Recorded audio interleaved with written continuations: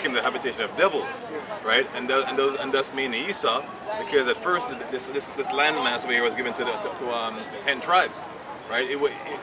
Esau was living here, but they came over after, and it became the habitation of devils, man. You know what I mean? And him being deceiver, everyone fall in the same spiritual fornication and become just likened unto him. You see what I'm saying? So that's his power. His power is to be the god of deception, right? He's the one that told you that you're black. He's the one that says he's white, right? And no one questioned it.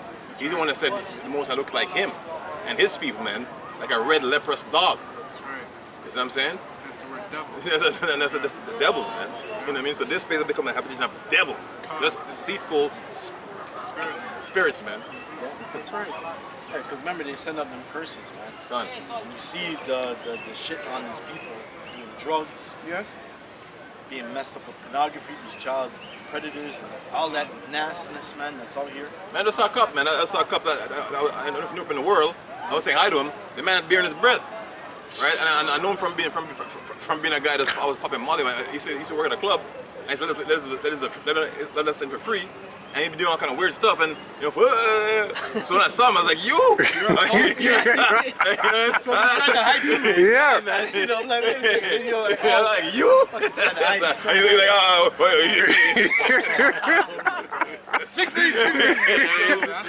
so that's deceitful as hell, because like I'm sure if he saw somebody out in the open doing what he was doing back then, he'd arrest them. Hey, right? don't forget he had shades on. So, you know, that's a special agent working for Yahweh Shimon Shai. That's what was exposed to me on that. He's a so-called Moabite, man. And it could be a Jake, because, you know, we don't deal with like what people look like on the outside, is his spirits. It could be a Jake, but he appears to be a Moabite. You know what I mean? We'll continue. Oh, you still on that? Okay, go ahead. The 12th verse, and you can bring that in. Yeah, so real quick, so it says, The right things? No. Since he went in this head too. yeah, great fear fell upon them which saw them, and they heard a great voice from heaven saying unto them, come up hither. And they ascended to heaven in a cloud. That's right. Now, Now, people of the church and people who lack understanding will actually envision a cloud. But if you go through the scriptures, the clouds are likened and also a metaphor of what the world knows as UFOs. But to us, they're IFOs, because these are the vehicles of the Most High and the angels.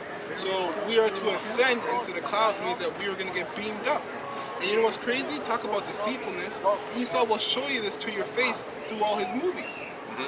You know, there's always a certain elect in any crowd that gets beamed up. Right?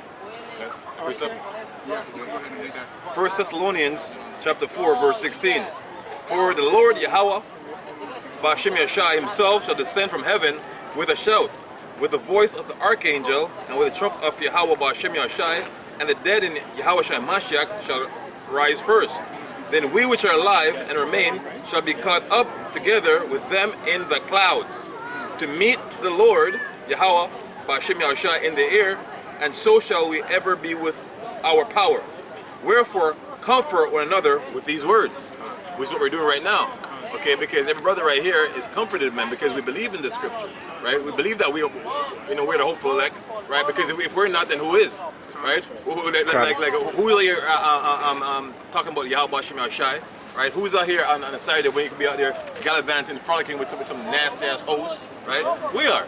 You know what I mean? And we're using our body as a sacrifice unto the Lord, right? That's right.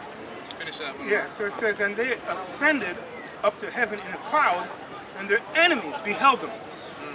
That's right, and that's what's going to happen, and Esau knows that. He's actually, there was a long time ago I saw an interview, and this guy, I think he was he went to the NASA station, and they had a bunch of cameras out to one section. And the guy asked, like, why do you have all these cameras specifically out to this area? He said, because they're waiting for the invader. The invader, not invaders. So they're talking about Yahweh Shai, you know? Yeah, and they do a despicable thing. Remember, Esau knows the scriptures, man. Yeah.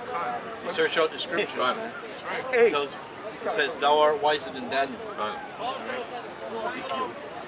yes. Now, it's interesting because you brought up Nasser, right? Real quick, they always break down the angels as little green men and grays and all this bullshit, right? And bring it out in their movies, and then bring some strange creature to show you what's invading.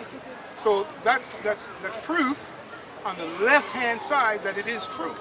Why? Hey, we're reading the scriptures. We know what seraphs are, right? And we know who's guiding the seraphs. You know what I'm saying? And the cherubs, and so on and so on. That's the Lord's army. Exodus 15:3, the Lord is a man of war. That's his army, the Lord of hosts. Okay? And they're not little green men, right? And you, Esau, you know that. But that's part of your deception. Okay? And you use it through the social, psychological, every phase to diffuse and keep these simple, useless eaters. The natural selection. Natural selection. Yeah, that's it. As a matter of fact, that's a brand. I think in that's a food brand, not natural selection. All right, so Go ahead, please. going to Revelation 18 and 3. So for all nations have drunk of the wine of the wrath of her fornication, the kings of the earth have committed fornication with her, and the merchants of the earth are waxed rich through the abundance of her delicacies. Now, point is, I just wanted to go into abundance because a lot of people think, because America has so much stuff, that it's the best place to go to and you can't go wrong. But the scriptures, it goes against that. So this is the words of Yahushua here. It says Luke chapter 12 verse 15, and he said unto them, take heed and beware of covetousness, for a man's life consisteth not in the abundance of the things which he possesseth. And that's why people think that this place is going to last forever, because this place is all about substance and taking another man's stuff unlawfully. Right, but it's not about how much you possess. It's about how much things you possess spiritually, right? And even then, you can't get out of control because you're only given a specific portion that the Lord wants you to get. So technically, you shouldn't be covetous at all, right? You just put what you put in is what you'll get back. So, like the talents that the Lord said that He gave this man talents, and then the man he acquired more talents because of what he put in. So it's just like a machine you go to, you put in the coins that you put in, and you get the ticket, right? And then it's an abundance. That's your work then. And then you work off of that, and then eventually it's a cycle, right? It's just like you. This year you harvested, you went to go sow this, you got so much abundance from what you sowed. Some didn't, come through, but you worked through with that, and then next year you worked off what you had that year, and then so forth. Cha-ching, cha-ching, cha-ching, cha-ching, cha-ching. That's how it works, man. That's how it works. But it's a spiritual thing, man. So don't be looking at another man's substance. Look at how that man put in his work, and he worked off that structure. He was doing righteous things. It's just like with the tithing and the offerings. You don't put in, you're not gonna get back. Almost like I could deliver you from a situation, a car coming and hitting you, man, and it hits the next car, and you'd be like, that's just how things work, man. Beautiful. I have the precept for that. You want to finish it? Well, it's in the chapter you're in. Come back on that. Yeah, precept towards that chapter. Okay. You can Read it? Yeah, I got it real quick. Yeah, so this is it. Will just mentioned, this is Ecclesiastes 5 and 12. So this is the wisest man that ever lived. Okay? And so he says it this way. Well, it says the sleep of a laboring man is sweet, whether he eat little or much, but the abundance of the rich will not suffer him to sleep. Right? It's straightforward, man. No rest for the wicked. Yeah. Plain and simple. Just read it. No rest for the wicked. Last part, just greedy as fuck. Just keep eating, right? But he will sleep. go ahead and read that one. It's the Wisdom of Solomon 5:1. Yeah, I'm there, bro. You're there? I love it. All right, go ahead and get it. No, All right, I'll read. This is Wisdom of Solomon 5:1. Then shall the righteous man stand in great boldness before the face of such as have afflicted him and made no account of his labors. That's right, man. And you know what? Even I myself, I'm finding out more and more every day. Some of these inventions that Esau has put a label, that Esau's taking credit for, actually are people Which is created. that patent Patent. that is used. Yeah.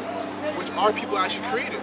Things like, the street lights, the refrigerator, the monkey wrench, that was created from our people. But you would never know this because Esau has not made an account